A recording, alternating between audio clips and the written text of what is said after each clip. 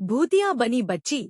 कुछ दिनों पुरानी बात है, मैं अपने खेत में काम कर रहा था। मेरे खेत से कुछ दूर में एक चिटकानी है। तभी मैंने देखा कि बहुत सारे लोग आ रहे हैं। मैं समझ गया कि कोई मर गया है और उसे उस चिटकानी में जलाने के लिए ले जा रहे हैं। मैं भी उस और जल्दी जल्दी अपने खेत से चल दिया। जब मैं वहां पहुंचा तो देखा एक बच्ची खत्म हो गई है और वो लोग उस बच्ची को जलाने की तैयारी कर रहे हैं। तभी मैं बोल उठा, बच्ची को नहीं जलाया जाता, छोटी बच्ची को दफना दिया जाता है, नहीं तो उनकी आत्मा भटकती रहती है। उन लोगों ने मेरी बात नहीं मानी और मुझे मर के वहां से भागा दिया और बच्ची को उन लोगों ने जला दिया। कुछ समय के बाद जब रात हुई तो बच्ची की आत्मा उस जगह भटकने लगी। अब जब भी रात होती, जो कोई भी उस ओर से रात को जाता तो वो बच्ची की आत्मा उन लोगों को मर देती और उनके लाश को नदी के किनारे फेंक देती या तो पेड़ पर लटका देती। कुछ दिनों के बाद मुझे अपने खेत में काम करते करते रात हो गई और मैं अपने खेत से घर आने के लिए निकला। तभी कुछ दूर में पहुंचा ही था कि एक आदमी मेरी ओर